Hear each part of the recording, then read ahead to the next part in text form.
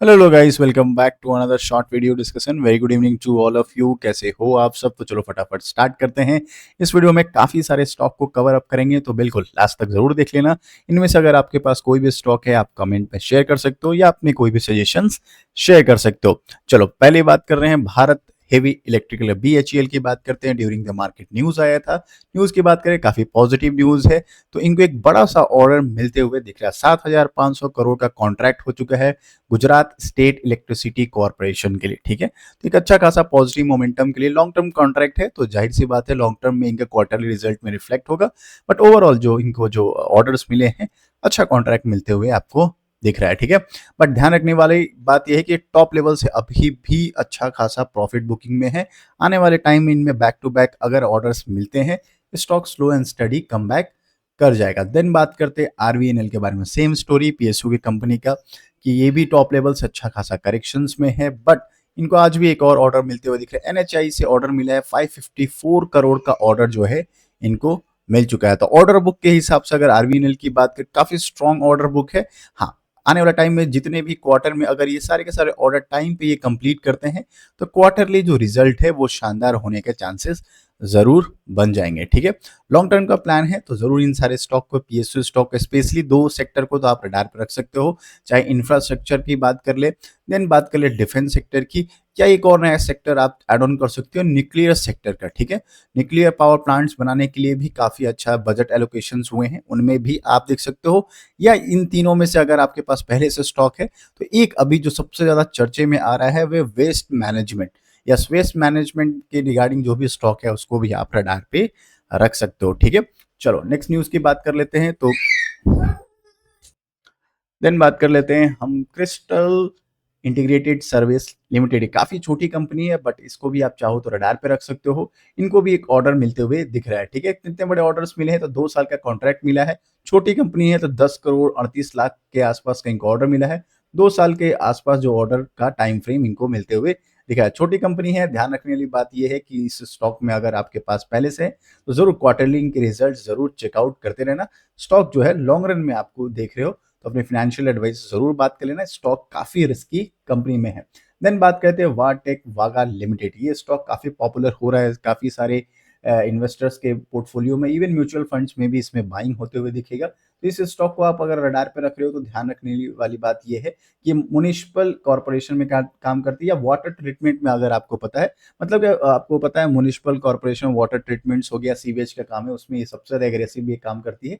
इस सेक्टर को भी आप चाहो तो देख सकते हो। तो बात कर लेते हैं पॉजिटिव न्यूज की। तो इन्होंने 100 मिलियन इन्वेस्टमेंट का प्लान किया है, और उन्होंने जो क्या है साइन किया नॉन बाइंडिंग नॉन रिफंड में कंसिडरेशन। अब ये क्या चीज है, फटाफट आपको हम बता देते हैं। तो सबसे पहले आपको ध्यान में रखना है कि वाटर वेस्ट मैनेजमेंट में या म्युनिसिपल कॉर्पोरेशन में काम करती है, तो उनका जो प्लान है कि आने वाले जो म्युनिसिपल प्लेटफॉर्म रहेगा, फोकस रहेगा कैपिटल प्रोजेक्ट्स के लिए, जो आने वाले टाइम में म्युनिसिपल कॉर्पोरेशन जितने भी बड़े बड़े इंजीनियरिंग प्रोक्योरमेंट और कंस्ट्रक्शन का जो काम है, ये सारे चीज है जो लोअर लेवल पे होता है, उन सारे चीज का प्रोजेक्ट अपने अंडर करते हुए मिल जाएगा। ठीक है, तो ध्यान रखने की बात है, अच्छा खासा ये अपने अपने जो बिजनेस को एक्सपैंड कर रहे हैं, इस चीज को आपको ध्यान में रखना है। मेजरली इनका जो फोकस होने वाला है पार्टनर और सपोर्ट, मतलब पार्टनरशिप और support sustainable water waste management और इकोनॉमिक डेवलपमेंट में करने वाले हैं। तो इनका जो बिजनेस का प्लान है और जो हमारे सामने प्रेजेंट कर रहे हैं 3 से 5 साल में, वो काफी पॉजिटिव निकल के सामने आ रहा है। तो आप चाहो तो स्टॉक को भी रडार पे रख सकते हो। देन बात करें Texmaco rail and engineering limited के बारे में। ये स्टॉक काफी रिस्की है, छोटी कंपनी है, 6,000 के आसपास मार्केट कैपिटलाइजेशन है। बट हाँ, जिस तरह से बिजनेस अपने आप को कर रही है, वो जरूर आने वाले टाइम में गेम चेंजर्स हो सकता है। देन बात करें आज के दिन रैली होते हुए दिखा है, तो उसके पीछे का रीजन क्या है। तो टेक्समैको रेल की बात करें, जो फुल्ली ओन्ड सब्सिडरी कंपनी है टेक्समैको मिडिल ईस्ट, जो इनका डीएमसीसी है, उन्होंने एक्सपैंड कर दिया ग्लोबल ऑपरेशंस। मतलब क्या, यस, इंडिया के बाहर भी इनके ऑपरेशंस स्टार्ट होते हुए दिख रहे हैं। अच्छा खासा इनके जो मैन्युफैक्चरिंग इंडस्ट्रीज का काम है, इंटरनेशनल लेवल पे भी ये प्रोवाइड करते हुए आपको मिल जाएंगे। मेजर लिंक का स्पेयर पार्ट, ट्रेन के स्पेयर पार्ट्स होते हैं, कंपोनेंट्स, क्रेन रेल्स होते हैं, इन जितने भी इक्विपमेंट्स है, ये इंटरनेशनल फॉर्म में भी पहुंचाते हुए दिख रहे हैं। स्पेशली मिडिल ईस्ट में इनके जो है बिजनेस जो है एक्सपैंड करते हुए मिल रहा है। नेक्स्ट न्यूज़ की बात कर लेते हैं लार्सन एंड टर्बो। इस स्टॉक को हम लोग बहुत कम कवर अप करते हैं, बट क्योंकि ये बहुत बड़ी कंपनी है, अगर आपका माइंडसेट लॉन्ग टर्म का इन्वेस्टमेंट है, 4 साल, 5 साल, 10 साल का इन्वेस्टमेंट है और पैसा सेफली आप ग्रो करना चाहते हो, चाहे एल-एन-टी की बात कर ले, रिलायंस इंडस्ट्रीज़ की बात कर ले, टीसीएस की, लार्ज कैप जो कंपनीज़ है, इन सारे कंपनीज़ को आप चाहो तो रडार पे रख सकते हो। ठीक है? हालाँकि जितना बड़ा इनका ऑर्डर बुक है, सपोज़ करो इनका 5-5 लाख का, 6-6 लाख का सिर्फ़ ऑर्डर बुक है। इनको ऑर्डर मिल गया बेटा इतनी, क्योंकि बहुत सारे कंपनी का तो मार्केट कैपिटलाइज़ेशन नहीं होता है, इतना बड़ा ऑर्डर बुक ये इस कंपनी का है। तो बात कर लेते हैं एक और बहुत बड़ा इनको ऑर्डर हाथ में लगते हुए दिख रहा है। ऑर्डर जो है बहुत शानदार 5,000 करोड़ के आस-पास जो है ऑर्डर इनको मिल चुका है। अब 5,000 करोड़ का ऑर्डर जो मिला है, किस ग्रुप से मिला है? तो वो भी हमको फटाफट बता देते हैं। 5,000 करोड़ का जो वो ब्रिज ग्रेड ग्रुप से इनको ऑर्डर मिलते हुए दिखा है। ठीक है? लार्ज कैप कंपनी है, स्लो एंड स्टडी ग्रोथ होता है इस कंपनी में, इस चीज़ का ध्यान रखना है। इंफ्रास्ट्रक्चर में डेवलपमेंट में काम करती है। सिर्फ रोड एंड इंफ्रा में नहीं काम करता, रेलवे के भी प्रोजेक्ट्स इनके हाथ में लगते रहते हैं। इन सारी चीज़ को भी आपको ध्यान में रखना है। ये जो ग्रुप है, किस चीज़ के लिए स्पेशली इन्होंने दिया है, तो कमर्शियल जो दिया है, मतलब क्या, रेसिडेंशियल घर बनाने के लिए, फ्लैट्स बनाने के लिए, अपार्टमेंट्स बनाने के लिए हैदराबाद और चेन्नई में इनको बनाने के लिए इनको ऑर्डर मिल चुका है। कॉन्ट्रैक्ट हो चुका है, अच्छा खासा है। चाहो तो इस स्टॉक को रडार पे रख सकते हो। देन बात कर लेते हैं, अभी तक एंजॉय कर रहे हो तो बिल्कुल लाइक एंड सब्सक्राइब कर देना। सब्सक्राइब कर रहे हो तो बेल आइकन को ऑल ज़रूर क्लिक कर देना। इसके अलावा भी अगर आपके पास क्वेरी है तो आप चाहो तो कमेंट बॉक्स में पूछ सकते हो। देन बात करते हैं एक और इंफ्रास्ट्रक्चर की दिग्गज कंपनी गोदरेज प्रॉपर्टीज लिमिटेड। इस स्टॉक को आप रडार पर रख सकते हो। इंफ्रा में 3-4 स्टॉक जो है बहुत शानदार काम कर रहे हैं। इसमें गोदरेज प्रॉपर्टीज जो है डिसेंट कंपनी है, बहुत बड़ी लार्ज कैप कंपनी है, मिड कैप टाइप की कंपनी है, इसको भी आप रडार पर रख सकते हो। देन अगर माइक्रोटेप डेवलपर है उसको भी आप रडार पर रख सकते हो। देन अगर हम बात करें इसके अलावा ओबराय रियलिटी है, उसको भी आप चाहो तो रडार पे रख सकते हो। इसके अलावा भी काफ़ी सारी कंपनी है, अगर आपके पोर्टफोलियो में है, ज़रूर आप उन सारे इंफ्रास्ट्रक्चर स्टॉक को रडार पे रख सकते हैं। चलो नेक्स्ट टॉपिक की बात कर लेते हैं गोदरेज प्रॉपर्टी के। तो गोदरेज प्रॉपर्टी में देखो, बेंगलुरु में उन्होंने एक बहुत बड़ा लैंड एक्वायर कर लिया है। लगभग गोदरेज प्रॉपर्टी 10 एकड़ जो है एक्वायर किया है। 250 करोड़ का रेवेन्यू जो है आने वाला है वहां से। अब कितने का एक्वायरेंस किया? 10 एकड़ का जो उन्होंने खरीदा है, 559 करोड़ के आसपास का इन्वेस्टमेंट है, जो आने वाले टाइम में इतना बड़ा दो लगभग 2500 करोड़ के आसपास वहां से रेवेन्यू बन सकता है। ये लॉन्ग टर्म का प्लान है, जाहिर सी बात है लॉन्ग टर्म में ये इनको रेवेन्यू मिलते हुए दिख जाएंगे। ठीक है। देन बात करते हैं RailTel Corporation India Limited को। कल के दिन भी इसको कवर अप किया था लास्ट वीडियो में। हालांकि आज के दिन तेजी जो बना है, ऑर्डर मिलते हुए दिख रहा है। कितने का ऑर्डर मिला है? इनको जो लगभग 16.8 मतलब 17 करोड़ के आसपास जो है डिफेंस कॉन्ट्रैक्ट इनको मिल चुका है। इन सारे स्टॉक को भी आप चाहो तो रडार पे रख सकते हो। देन बात कर लेते हैं अडानी एनर्जी सॉल्यूशन। हाँ, अडानी के ग्रुप में काफ़ी सारे स्टॉक्स है, बट पर्सनली मुझसे पूछोगे तो 3-4 स्टॉक है जो अडानी के स्टॉक आप रडार पे रख सकते हो। एक अडानी एंटरप्राइजेस को आप रडार पे रख सकते हो। देन अडानी पोर्ट्स को रडार पे रख सकते हो। देन इसके बाद अगर हम बात करें अडानी पावर को भी रडार पे रख सकते हो। पावर अगर आपके पास नहीं है तो अडानी एनर्जी ग्रीन को भी आप रडार पे रख सकते हो। ठीक है।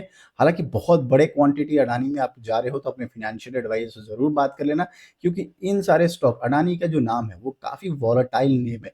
काफ़ी सारे अगर पॉजिटिव न्यूज़ है तो सारे सेक्टर में, मतलब सारे सेक्टर वाले जो भी स्टॉक अडानी से रिलेटेड है वो रॉकेट बनते हुए दिख रहे हैं। एक भी नेगेटिव न्यूज़ आता है फिर स्टॉक जो है अच्छा खासा क्रैश भी हो जाता है। तो अगर वॉलेटिलिटी आप एक्सेप्टेंस रखते हो तो अडानी के स्टॉक में ज़रूर आप प्लान ऑफ एक्शन रख सकते हो। तो अडानी एनर्जी सॉल्यूशन की हम बात कर ले तो 2800 करोड़ का इनको प्रोजेक्ट मिल चुका है।